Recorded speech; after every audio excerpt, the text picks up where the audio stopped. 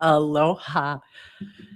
Today is Wednesday, April 30th, 2025. My name is Kim Ann Curtin, the Wall Street Coach, and this is my live coaching that I do almost every Wednesday for the day trading community.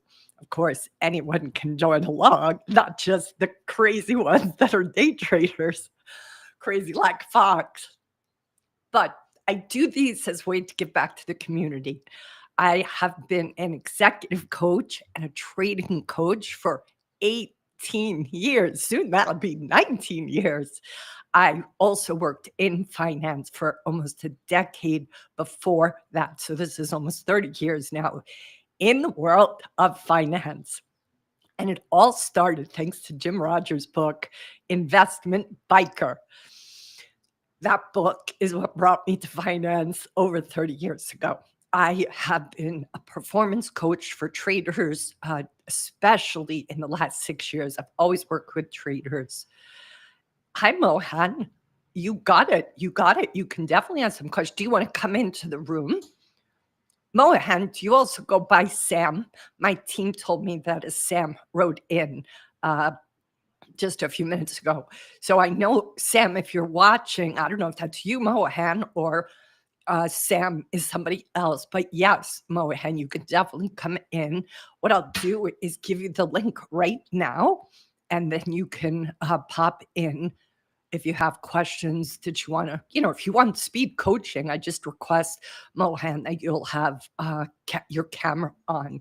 So this, great, perfect. Here's the link. There you go. So good. I'm glad you're here. So, who am I? I am, yeah, like I said, I've been a coach for 18 years. Good afternoon, Tina. Glad you're here. And I've been coaching for 18 years. Most of the early years when I first started, I was coaching C-suite level executives in finance and institutional traders. And the last 6 years plus, I've really put more of a focus on day traders because I was featured on the Steady Trade podcast. And so that just started to bring more day traders to me. And I like you guys. What can I tell you? So anyway, I help traders break free from self-sabotage. And I do it in a fairly unusual way. And if you want to have a sense of how I do it, watch today, and that'll give you a sense. I have worked with hedge funds, sovereign wealth funds, prop firms, 7 and 8 figure traders, mid and large cap executives, and fintech CEOs. So I know what I'm doing. And I'm excited today to share this with you. Anybody else wants to come in? Mohan, I'm coming into this room to let you in now. Okay, Mohan, how are you? Good, good. How are you? Do you go by Sam as well? No, that's just yeah. My name is Sham in the middle. So my friends Oh, call me Sam. Yeah, did you send an email? yeah, My team's okay, good, perfect. I just wanted to make sure whoever that was getting in the room. So I'm very glad you're here. And I just want to make sure I have your permission to coach you, right? yes. Okay, good. Perfect. So please tell me what the issue is. I'm just so you have some context. I do this for like 15 to 20 minutes, give or take. So just to manage your expectations, my suggestion is, don't come with like, how do I create world peace, Kim? Because that might be too big for this little spot. But let's do what we can. Okay. Yes. So tell me what the challenge is, if you would. Yes. I'm from India, and I don't have any family here and all that. Or like someone I can rely on. That if something goes wrong for me financially or otherwise, that I can, stay at their, stay like I have friends who are in India who did very well in investing because I think they have like a support structure family wise. Yep. Yep. uh, but for me here, it's like I feel that if I don't make it over there, then I'll be on the street or something, because I have like no one I can stay with, and I don't have that Yep. feeling of security out here. So Yep. I learned a lot about investing. I made some good money in 2000, and I avoided the dot com bust. Then I avoided the great financial crisis in 2008. But I haven't been able to do any trading last uh, 12, 15 years because of this fear, that if I lose my job because I'm working in a job, then how will I pay my bills? And it's like this inherent fear that's, come up within me. So I've been building on, yeah. Yeah. So just a couple of questions. Are you trading full time or part time right now, or Yes. investing full time or part time? Yes, I'm working. So I'm actually, more actually, I guess, learning about investing and preparing myself for the next market bottom. So I'm just in the preparation mode. Okay. So would you say then it sounds like you self identify as an investor as opposed to a trader? Is that correct? Yes, I aim to have, some funds in swing trading and trading, but also some as longer term positions for Yep. maybe 2 years. Yeah. Yep. And so, am I correct? You just said you do have a day job that you get a salary from. Yes. Okay. So, is the heart of the matter your awareness that there feels like there's an unreasonable fear of being destitute? Yeah, that's one. And then, also I just keep feeling scared, that, like a lot of different reasons, like the Fed manipulating the quantitative easing and so many other things, that I can't bring myself to actually put on trades. And I also have this perfectionist mindset because I work in engineering. Yep. Uh, Yeah. so, yeah. So, Mohan, I'm just curious, do you have a lavish lifestyle? No. Okay. And I do mean, you yeah. do you I work. make an appropriate salary for the lifestyle that you have? Yes. Okay. Do you have any savings or 401k or anything like that? Yes. So that's in good shape, because I work in Silicon Valley. Yeah. But that's mostly through savings. Yeah. Now. Yeah. So what I'm just checking in on is that God forbid you just, lost the job that you currently have, you do have what sounds like at least a backup plan for 6 months to keep Yes. cover you. Okay. So that tells me then what might be coming up for you is something that is an old pattern of fear of loss, fear of being destitute, and not you know, a, a fear that's based in reality. There are traders out there, Mohan, who don't have some of what you have, and they might have a appropriate fear of being destitute, right? So I just wanted to get clear Mm. um, what the variables were personally for you before we dive into this. So let me just clarify again, only because we have limited time here. What if you could walk away with today in this conversation? What would that be? Pick one of the, you've spoken to a couple of things. I think I get the gist of it, but I just want to clarify. What if you could walk away with one thing today? What would that ideally be from this conversation? Mm. I think if I can, be become a little bit more happy instead of beating up myself every day, that I'm not a trader or I'm like somehow a failure and or like a wimp or fearful. If I can just be in a happy place or a little bit more positive minded, that Yeah. might be good. Good, perfect. So I think that's a very good place to start because that sort of is the foundation of everything else that sits on top of it. Um, if we have a good relationship with ourselves, it means that even if the worst case scenario happens, we would have the confidence and the belief in ourselves that we could figure it out. And when that's missing, I do believe it has a bit of a domino effect on how we see things, how you see your investing, how you see your job, and even how you see your life.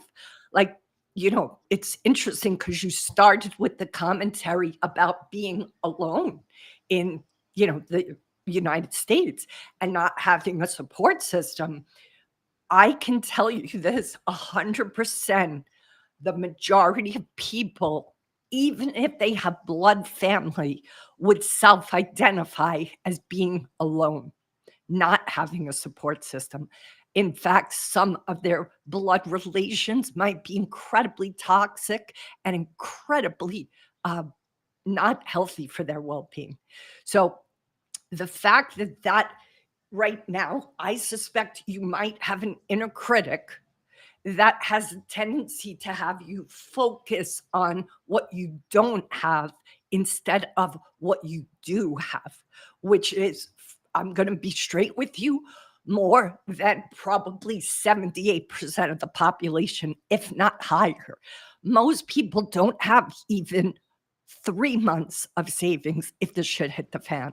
Most people don't have a Silicon Valley job. Most people don't have savings. Most people don't have a 401k. Like when you look at the stats across the United States, it's horrifying how rough it is for the majority of people. And I don't know you well, but I'm just going to presume right now, anyway, you have your health as well. Is that correct? Pretty much.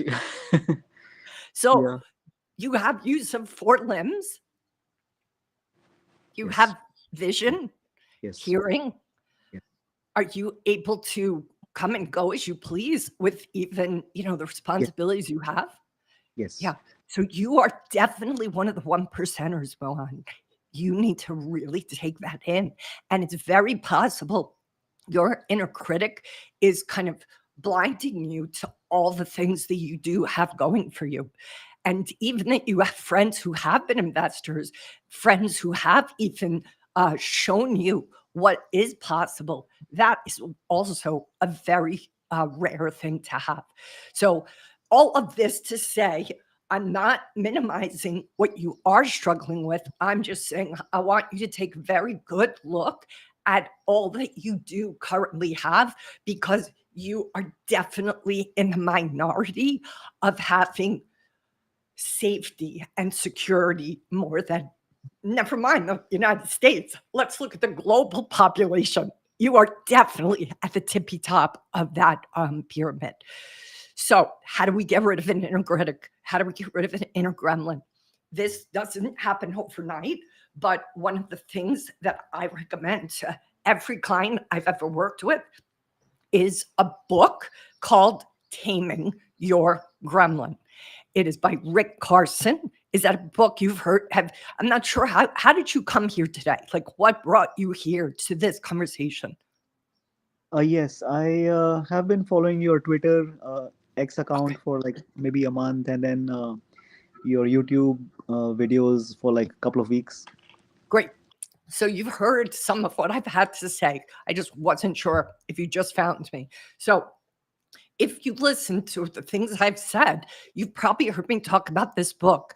Now, why am I telling you to read this book? Because believe me, I get not everybody's a reader. It does come in audio, though, by the way. It comes in paperback and Kindle. I prefer the paperback simply because it has illustrations that I believe helps the medicine go down, so to speak. What that book does is it facilitates for everyone, including me when I first read it, an ability to start to pay attention to what is something Rick Carson, author of it, describes as the monster of the mind. And that was something that was not familiar to me over 22 years ago. The monster of the mind is what is known as an inner saboteur or inner critic. What you're dealing with sounds like that internal self criticism, that fear, that feeling not good about yourself. That sounds like what happens when the driver of your vehicle gets hijacked by this inner critic. Does that make sense? Yes. Okay. So the key would be to begin to simply notice when you are, first, what you are listening to, and then second, when is that self-talk that makes you feel bad about yourself getting triggered. There likely are variables and specific moments where that voice gets kicked up. There's probably a collection of events that happen before that voice gets kicked up. What Rick says is that the start of this process to kind of get ourselves unglued from our inner critic is first we just have to notice that it's talking, that it's saying, whatever it says. So if you could, I don't know if you can do this, but try.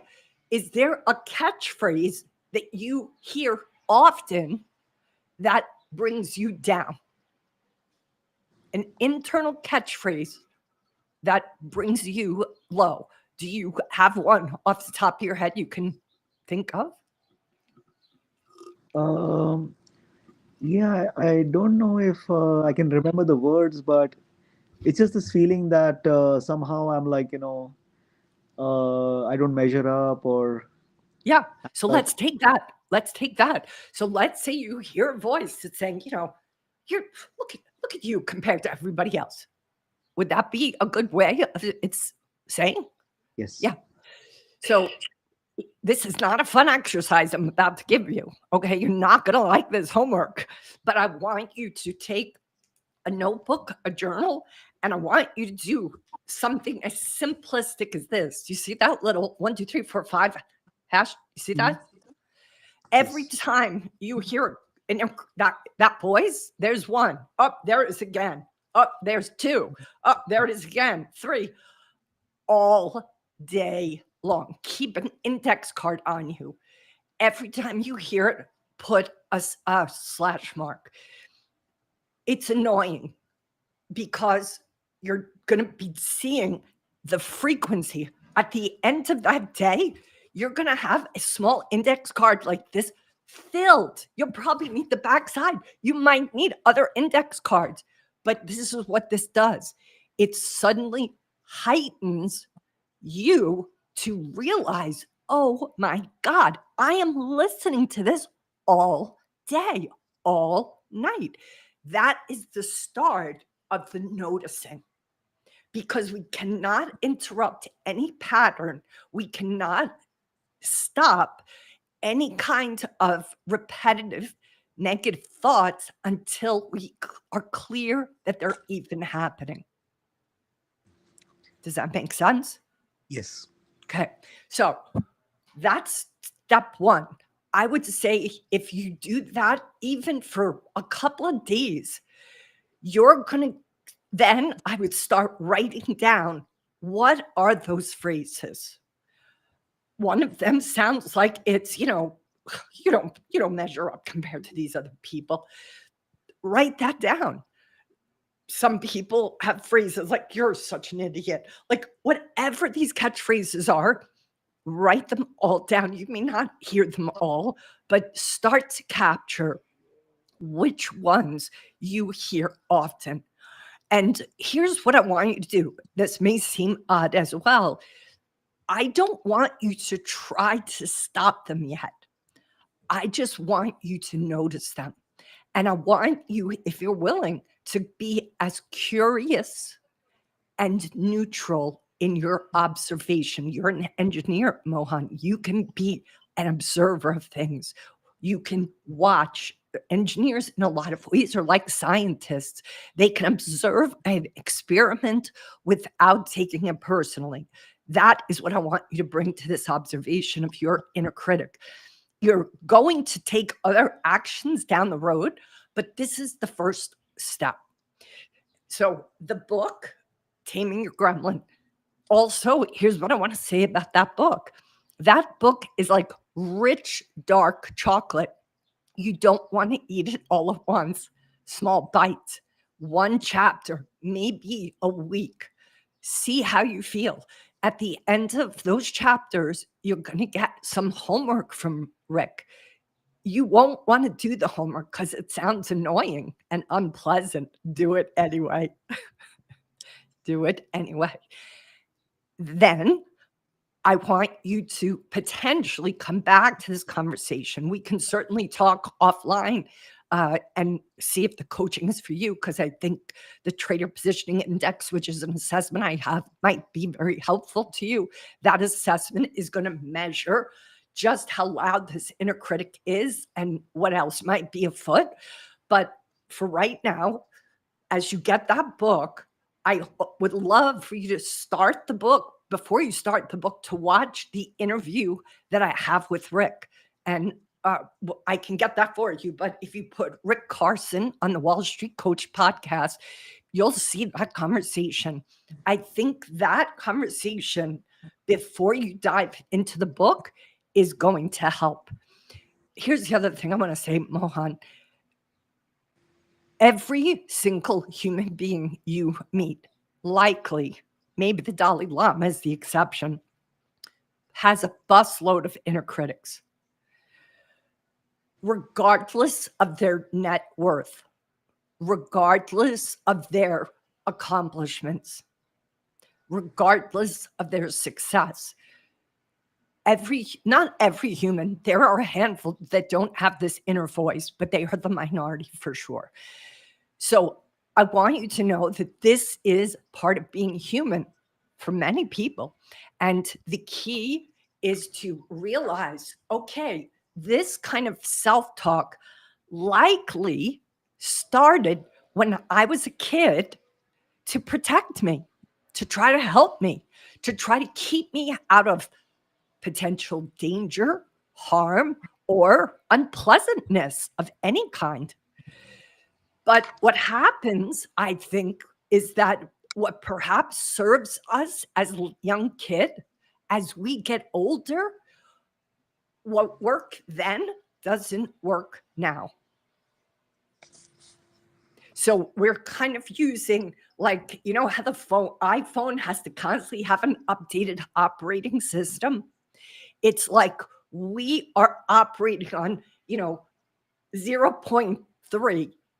And yeah, we have lived decades beyond that and haven't done an upgrade. And that's what I feel is most of the time what is in the way for anybody, never mind traders and investors. An old operating system that once served us. And that's part of why it's important for you to not self-criticize yourself. This was created likely because you were very strategic when you were a kid. You were like, hey, I gotta have to navigate whatever the environments are. So you came up with some practices, but those practices just don't serve you now. Yes. So I talked a lot, but I'm going to pause and I want to hear how some of what I'm saying is landing for you. Yes, Kim, yeah, you're absolutely right. Yeah, I mean, even coming to America, from India and all that, and going through the stuff, and I had to kind of mentally beat myself up a lot, and like that kind of got me motivated, to go to university and all that stuff. But I'm kind of tired of that inner voice now, and it's like just draining my energy. And I feel now I can do I think, like you said, much more positive stuff, even trading, and I think at least when I was in India, at least my mother, she would kind of encourage me, Yeah, yeah, saying that I was doing good and all that in totally. studies. Totally. And So we all need encouragement, Mohan. So I would encourage you to find uh, a, a tribe of people that you get along with. You're in an area where there are likely meetups for investors, meetups for traders, meetups for engineers. Like, it takes effort. And I know that that is annoying, but you are not isolated someplace where there's no people. So you're going to need to pull yourself out of your comfort zone to go to these meetings, investor meetings, hedge fund events. There's so much happening in the area you are. And I would say go. And even though you're going to have all your inner critics kicked up, They're going to give you shit for going to these things. They're going to tell you, who do you think you are for going to this thing? You're going to hear, but prepare yourself for it. Like, all of us at some point probably had a bully in school or dealt with the bully, and we just like, okay, I have to deal with this, and we go through it, right? That's what you're going to get harassed by your inner critic when you go to an event, but you need to be a friend to get a friend, and you need some friends. I don't know any man right now that is with enough friends. Oh, it looks like I lost you there, Mohan. If you can come back in, please do. But it does look like you got lost. So in case you need this link again, it's the same link as before, but I'm just sending it to you. All right. So let's see if Mohan is able to come back in. But I think what I was going to say to him is simply, I don't know. Most of the men that okay, good. Here you are, Mohan. Hold on. Let me get over to the screen so I can let you back in. Okay. There you are. Good. Most of the men that I know do not have enough friends right now. Some of them don't have one. So again, this is very common across the board. There are a lot of men who do not have friends right now. And it's difficult to go out of your comfort zone to make some. But that is it's a human need. Community is a human need. And Indian, every culture has different kind of characteristics. India is a culture where community is so important. So you have a normal, like regular average need for community, but then you have a cultural background where you're used to community. So you have to that is like oxygen for somebody from India, right? The same is true for a couple of other countries. Community matters. Oh, looks like, okay, there you go. Okay. So that I would say prioritize, Mohan, if you can. And you're not going to meet a best friend at the first event you walk into. You might meet a bunch of people you don't even like. I'm not telling you to make friends with them, but see if you can put yourself even a little bit out of your comfort zone and again, be a contribution to somebody. Maybe you see somebody there who just finished his beer and somebody's talking his ear off. Maybe you're talking to them, you go get yourself a beer and you get him one. And he's like, wait, you're not the host? No, but I noticed your beer was empty and that guy was talking your ear off. Here you go. Like a simple gesture. Maybe you don't like the guy. Maybe he doesn't like you. Who cares? Next. Yes. Sounds good. Okay. So, if you want to, they said you left an email, so I'll reach out to you offline and show you what that assessment looks like. But the assessment helped me be able to kind of look at a snapshot of what was going on under the hood, so to speak. And all of this is about rewiring ourselves, right? Some of our wires got put in a place where it maybe costs more energy to go right. And this is just like, oh, I see I have some limiting beliefs about myself. So does everybody. I'm going to do some work to get myself unhooked from them. So welcome to being human, Mohan. You're just like the rest of us. You are. I really want you to know that. And please tell us, why don't you tell us what is your handle on X so that those who are here can, oh, look at this. RK, I love you, RK. RK has written in the comments, where does Mr. Mohan live? There's a pretty active X trading room every day with 100 to 200 traders that might be interesting. And RK is also saying, plus dozens of discords, prop trading groups, and so on. So RK, would you be willing to please follow Mohan? What's your X handle? I'll have to check. I just it's on the browser. Let me check. Sure, take your time. RK, would you follow Mohan and connect with him? And anybody else here that is part of this community that can connect to Mohan, just so he feels a little bit of support, that would be awesome. Tom, I see your comment. I see that you made a comment, but it's blank. So maybe that was an error, or just retype it, Tom. So put your handle X, or how are you coming in YouTube, Mohan? Oh, Yeah, let me. thumbs up. Tom gave us a thumbs up. It just wasn't showing. Yeah. Give us your handle in the comments if you can. And then RK can follow you. Tom can Yes. follow you. I can follow you. Okay. Yeah, I'm already following you, Kim. Let me actually. It's kind of complicated. I'm just writing it down. That's okay. Take your time. Take your time. So, RK, thank you so much. Oh, and Mohan, are you comfortable saying where you are? Not the street, Yes. but just the town. Yeah, I'm in Silicon Valley, Okay, San Francisco. San Francisco, yeah, so Silicon Valley is a particular area. So RK, that is his answer, because RK was asking where you are. And he said, he's talking about a trading room, which is excellent, but I really want to see you get to in-person events. Meetup, Meetup, right? Yes. Look on Meetup. You're going to see probably 10 events every night that you could go to. Like, I'm not telling you go to needle pointing night. I'm telling you, look for the ones that appeal to you. Maybe you like wine. Go to a wine meetup. Maybe you like, travel. Go to a travel meetup, and a trading, and an investing, and an engineer. I'm not telling you every night of the week, but you're going to have to get out of, you're not going to meet anybody in your house. Yeah. Except this way, which is great. And it sounds like right now you're going to have a couple of new followers and possible friends. But we have to get out of our house Yeah. to meet people.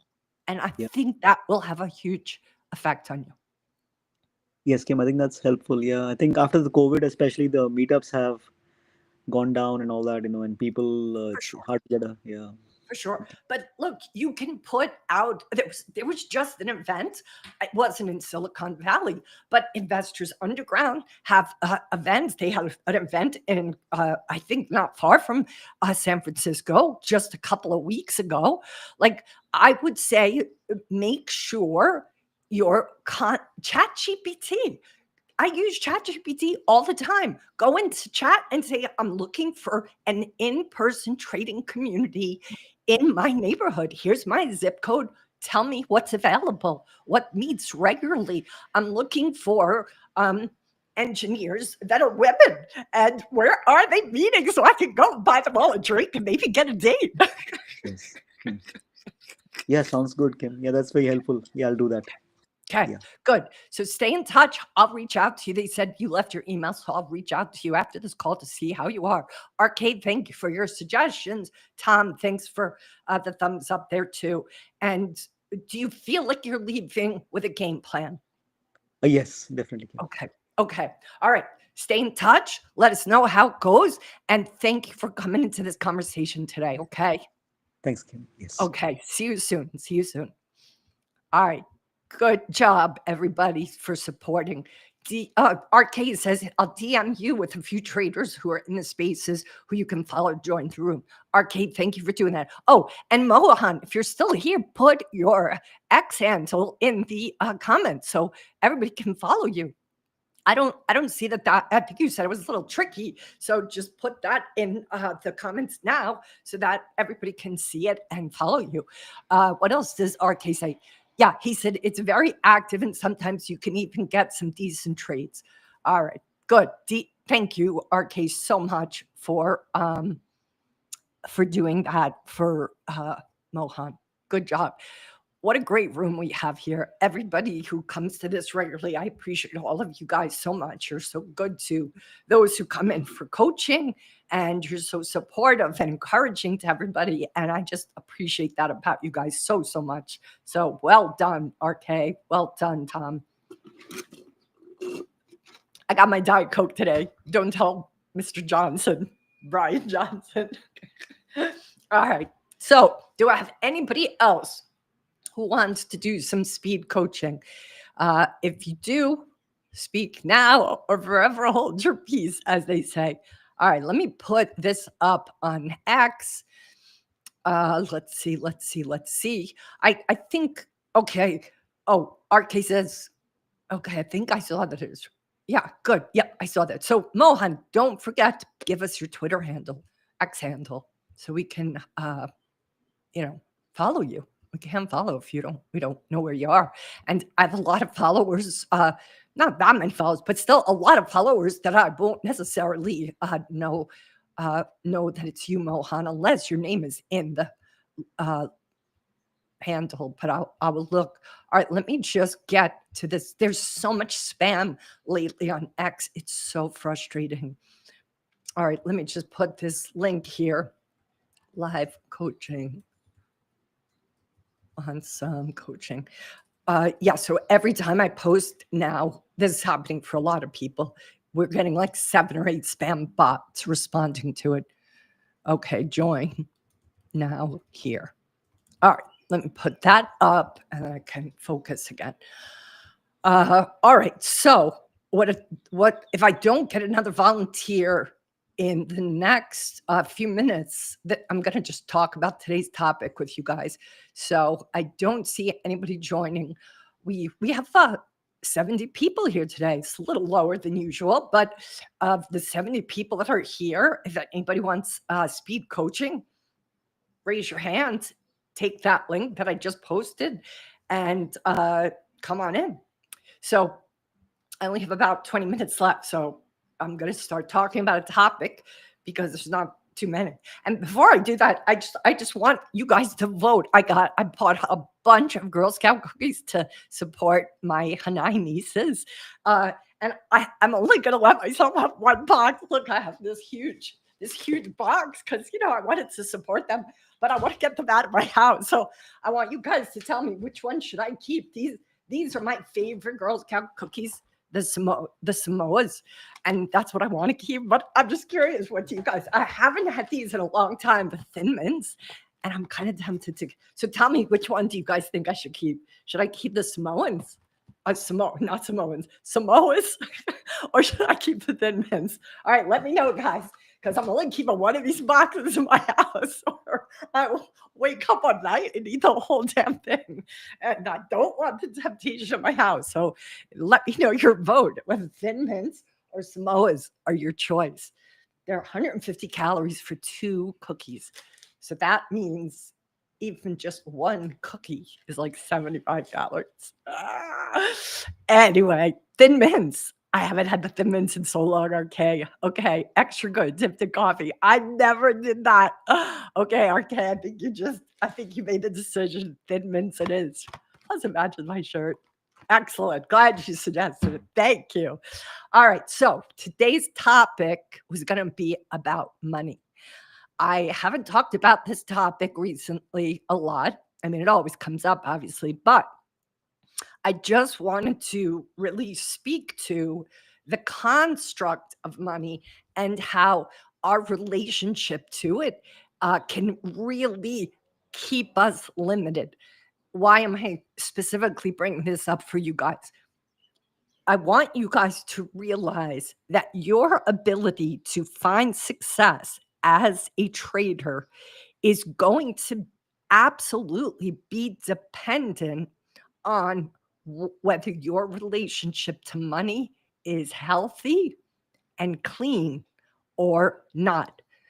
What does that mean? It means if you potentially are carrying around limiting beliefs about people who have wealth, you will have your foot on the gas pedal and on the brake at the same time. Hi, Liz. Good to see you here.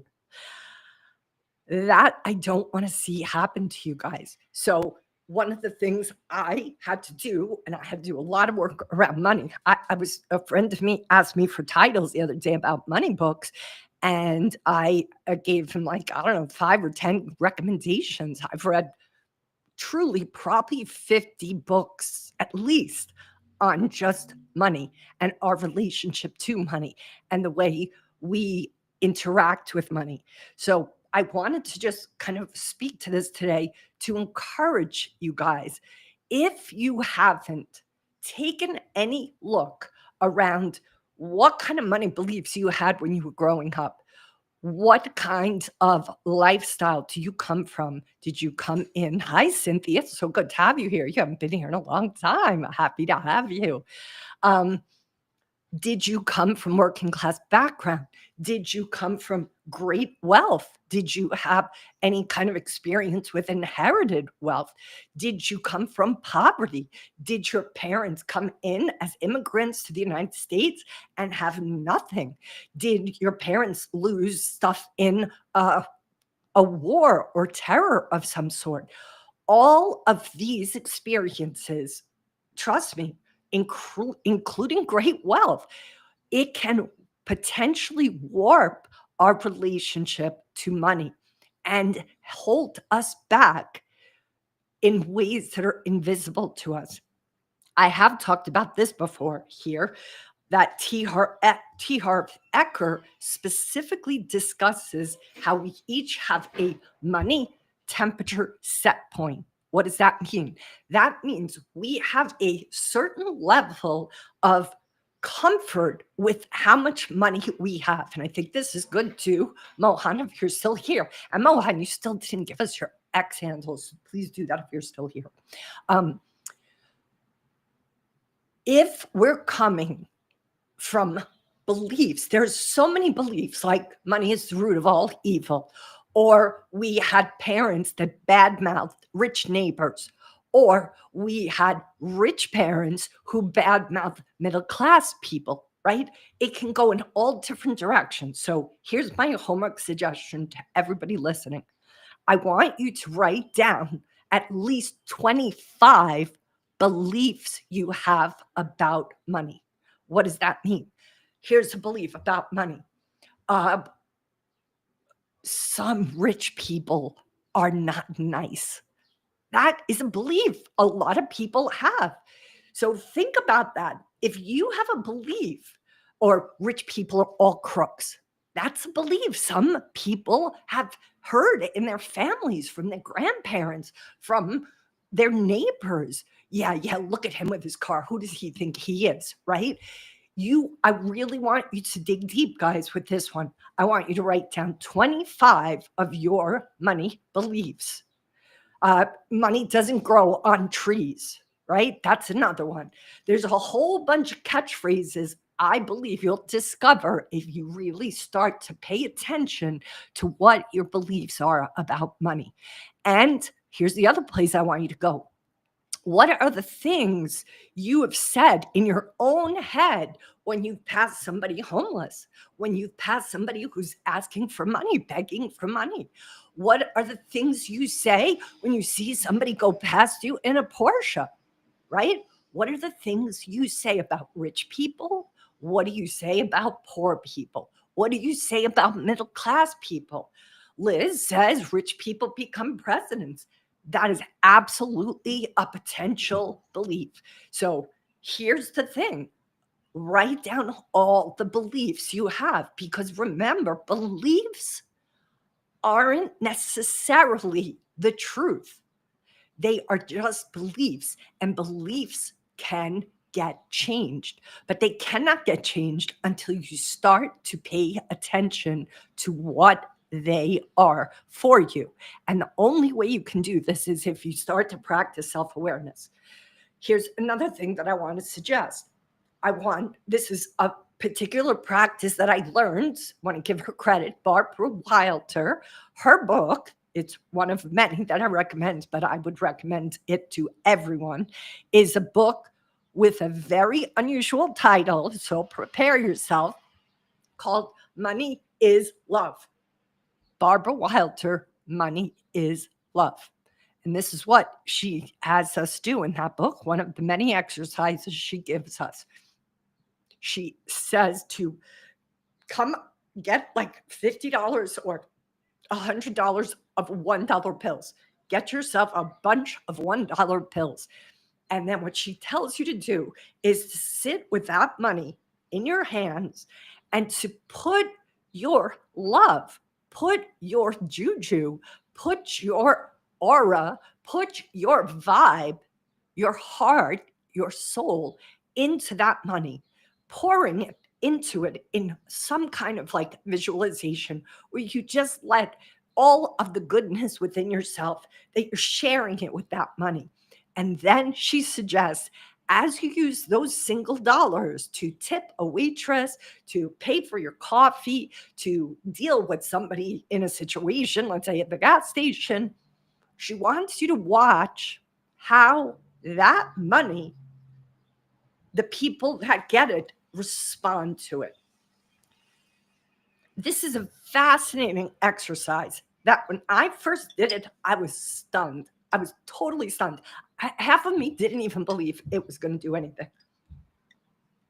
I was like, yeah. Because as much as I am a very spiritual person, I'm also an incredible skeptic. I'm from New York City. Like, New York City, you're just on board with skepticism if you want to survive. And so I was like, yeah, what's this going to do? It was remarkable. So that is your homework assignment. I want you to write down 25 beliefs that you have about money. Just look at them neutrally. I want you to then, after you do that, I want you to look at the contradictions, how you believe this and how you believe that. Okay. These are all things I want you to do.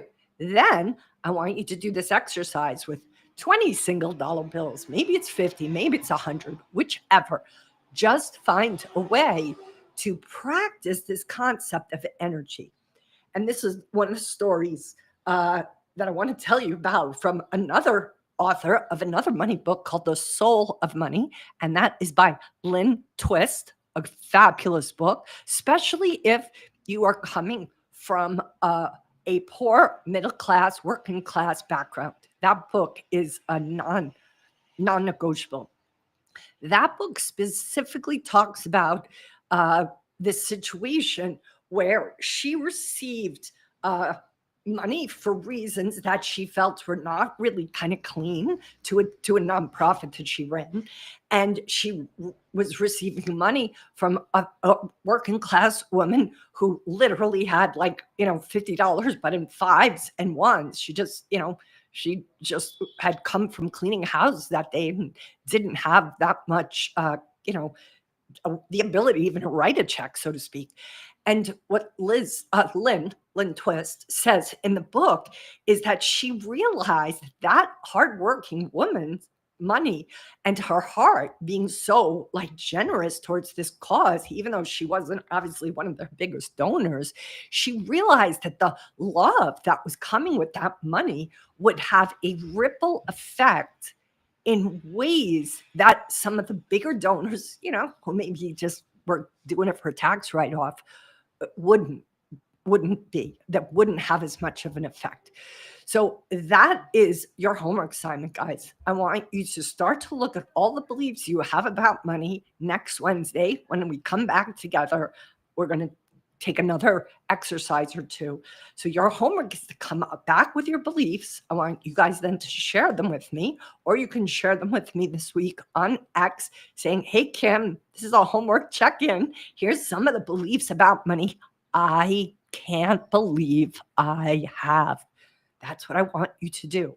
Because here's the thing that Eckhart teaches us. If we don't come to terms with feeling like we're worth the money that we're making, if we don't come to terms with the money that is happening in your trading account, if you believe that money is only for crooks, all of these things are going to sabotage your ability to have success.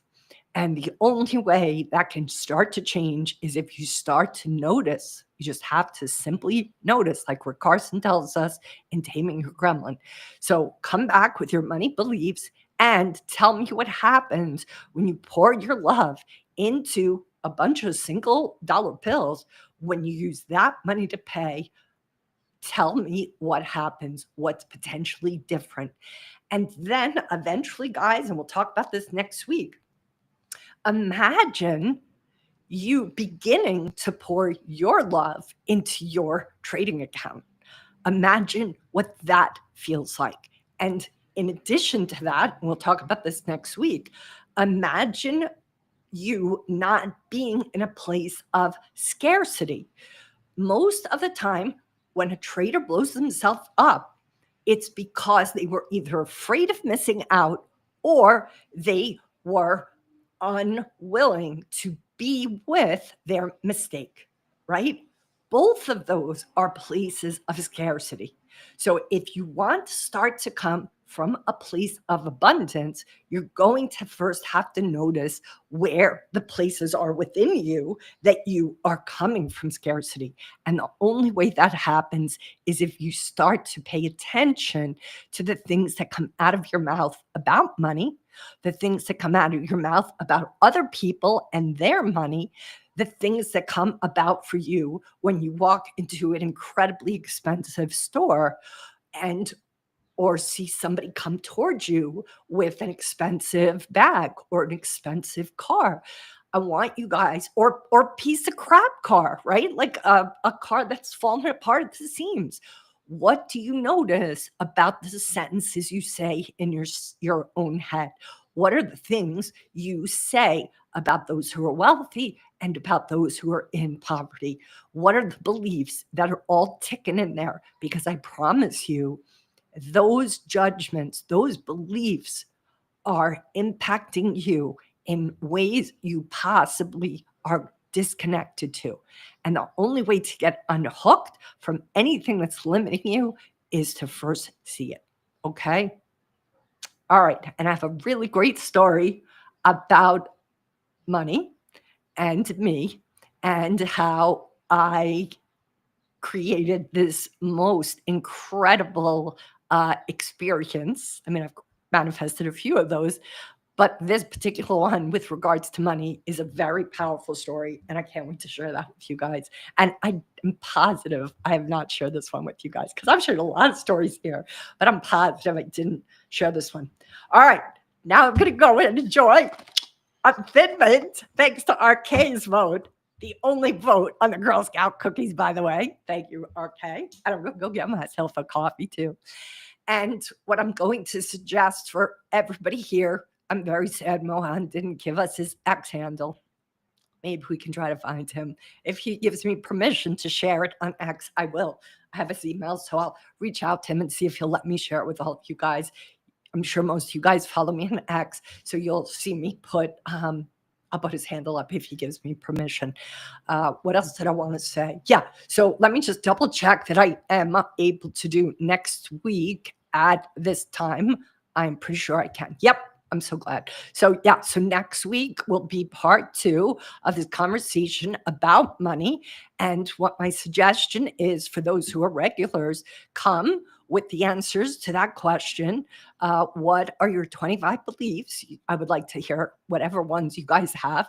It's very helpful, I find, to hear other people's beliefs about money because it helps you realize, oh, that was one I had too, and I didn't even know I had that one. That's part of what happens with the money beliefs. The other thing, I'm going to just tell you about this because I'm not sure that this link is still available, so I don't want to share it. But there used to be online a money harmony assessment. It was free. It was simplistic, no doubt, but it's a great assessment to do. Doesn't cost anything. It'll be very quick. It's cursory, but it's still good. And it's called moneyharmony.com. That book, that's a book too, guys, if you're writing down titles, Money Harmony, and it's by Olivia Mellon. And Olivia unfortunately passed away, I believe, a couple of years ago. So the website, moneyharmony.com, I don't think is up anymore. I don't think her children are maintaining it for her, but she used to host that assessment. But I'm pretty sure there is a gal out there who somehow had the rights, I guess, to share the assessment. And I found it on her website. It was like a a woman who was offering services for women, financial planning for women kind of thing. But she had permission, I guess, to share Olivia's assessment. So, hey, if you get the book, Money Harmony, the assessment is in the book. So I would say get the book. I'm looking on my shelf here. I think Olivia's book is at my house, not here in my office. But that book, Money Harmony, is a great book, not only to understand better your relationship to money, but it also is really powerful for couples when sharing finances, when, trying to manage a household. And it helps us understand why our partner might see things completely different than we do. And again, what is this in service to? Self-awareness. This is in service to you getting, oh, wow, I do have some beliefs. Look, wealthy people have beliefs. Poor people have beliefs. Middle class people have beliefs. Working class people have beliefs about all the other sectors. What are they? That is the question I want you guys to sit with. We're not going to make any judgments about the beliefs. I just want you to get clear on how many you have, because when you don't know how many you have, they can all be invisibly driving you. All right, gonna wrap it up. I hope you guys have a terrific week. I hope today was helpful. And Mohan, I'm very grateful to you for coming into this conversation today. It was really great to have a little bit of time with you. And I'm looking forward to hearing how those meetups go. And I know that meetups aren't as popular as they used to be. But the other thing too, Mohan, I'm going to suggest, because I know this is happening in New York, so I think it's probably happening in Silicon Valley and all towns. One of the things that has really blown up in New York City are private clubs. Now, private clubs usually are a little bit on the pricey side, but they are worth it because it becomes a bit of an instant community. And I think the private clubs are operating, at least in New York City. I think they've had 15 new private clubs that have opened in New York City. These are private clubs that you pay a membership for. You pay a fee every month to be a part of, but you will be with other professionals such as yourself and get an opportunity to mingle, because it's like what it used to be when we would go out to like little neighborhoods and our local coffee shop. A lot of the big cities have kind of lost that infrastructure since COVID. And so now people don't feel they can kind of like, make friends at the local coffee shop in a big city because it's just been so much crime. So a lot of these private clubs are starting to take off, a place where you can, leave your laptop for 15 minutes when you go to the bathroom, or 10 minutes and come back. It's still going to be there, right? Because you're in a professional club with other colleagues such as yourself. Those kinds of clubs have exploded. If they've exploded in Manhattan, I bet the farm they've exploded in Silicon Valley. So that's another suggestion, Mohan, or for anybody else listening that feels isolated, that wants to have a community, that wants to have a tribe. I would say, look around. You could shop around at these clubs. You could ask a club. There were certain clubs in New York City that were closer to the financial district that were filled with finance guys, investment guys, brokers, traders. They just were location, right? So go to 5 clubs, see which one caters to the finance world, see which ones are the ones that are speaking, are bringing in the most clientele. You can ask the membership coordinator, hey, what is the profession of most of the most recent members? Oh, they're all in finance. Oh, they're all in tech. Oh, they're in fintech. Oh, they're in AI, right? That's what we're going to be hearing probably most of all. So I would say do that for anybody who's looking. There's not going to be private clubs everywhere, or membership or golf clubs or tennis clubs or pickleball clubs, but they're out there, guys. And there's walking groups, there's nature walks, there's, gardening, there's all these types of things. You feel isolated, you're not going to meet anybody in your house as well as you could in person. I know it's uncomfortable. I know it triggers some people. Do it anyway. That's what makes you get stronger. All right. Great to see everybody today. And hey, what did I want to do? I want to also give you guys a link that if you do want to see if my coaching is for you, I want you to feel free to set up a call with me and let's have a private conversation. I get that not everybody's going to feel comfortable coming into a public forum such as this. So I'm going into X and I'm going into YouTube and I'm just going to put this up right now so you guys can just set up a call with me if you feel that some of what you've seen with me today could serve you and your trading journey. I would love to talk to you, find out more, see if what I have would be a match for you. And if it isn't, that's okay. I can refer you to plenty of people. All right. It was good to be here today. It was good to see the regulars. Good to see you too, Cynthia. Good to see you, Tom. Hadn't seen Tom either in a while. And RK, I'm glad you're here and part of this community. And I'm looking forward to seeing everybody next week, 7 p.m. Eastern. Same bat channel, same bat time. And that's from Batman way back when, showing my age. All right, guys, have a great week. Please be good to yourselves. And I'll see you next